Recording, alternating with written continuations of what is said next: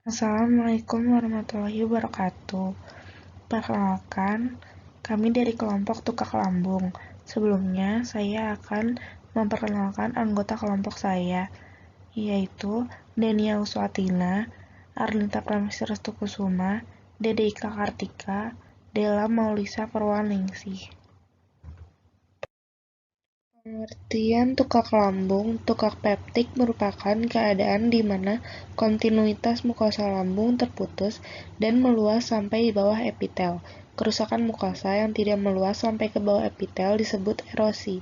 Walaupun seringkali dianggap juga sebagai tukak, misalnya tukak karena stres.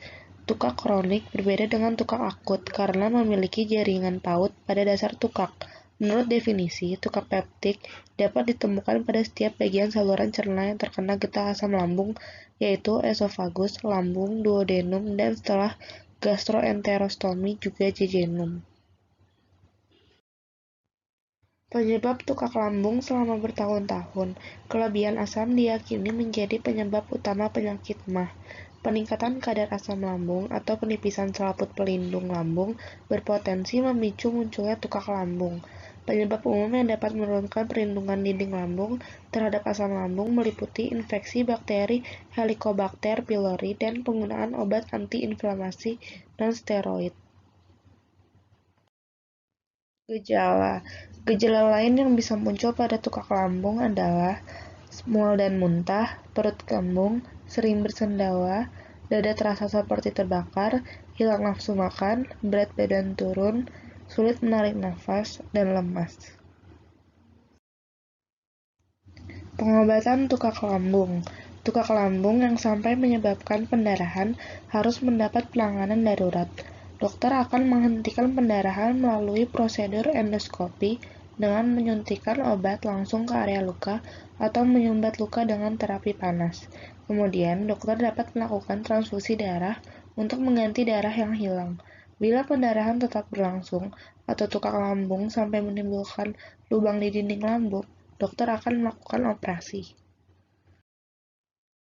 Lanjutan, penghambat pompa proton atau PPI. Obat PPI digunakan untuk menurunkan kadar asam lambung dan meredakan gejala. Contoh obat ini adalah esomeprazol, lansoprazol, omeprazol, pantoprazol, dan rabeprazol. Antagonis H2. Antagonis H2 dikenal sebagai obat penurun produksi asam lambung. Contoh obat ini adalah simetidin, famotidin, dan ranitidin. Akan tetapi, obat ranitidin sedang ditarik oleh BPOM untuk sementara waktu, karena diduga berpotensi meningkatkan risiko kanker. Bismut subsalicylate. Obat ini berfungsi untuk melapisi dan melindungi luka dari asam lambung.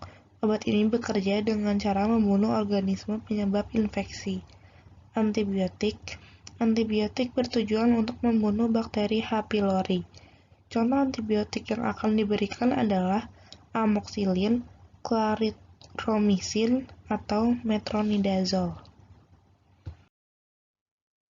Sementara itu, untuk membantu meredakan gejala tukak lambung, ada beberapa langkah yang dapat dilakukan, yaitu memperbanyak konsumsi sayur, biji-bijian, dan buah yang mengandung vitamin A dan C, mengonsumsi makanan yang mengandung probiotik seperti yogurt, menghindari konsumsi susu, mengelola stres dengan baik, beristirahat yang cukup, membatasi konsumsi alkohol, berhenti merokok.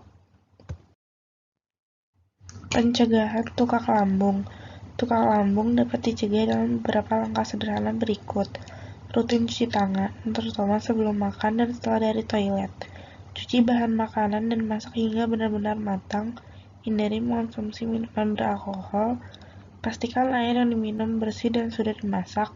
Batasi penggunaan obat antiinflamasi non-steroid atau OANS. Perbanyak makan sayur, buah, dan biji-bijian. Berhenti merokok. Sekian dari kelompok saya, kurang lebihnya mohon maaf. Wassalamualaikum warahmatullahi wabarakatuh.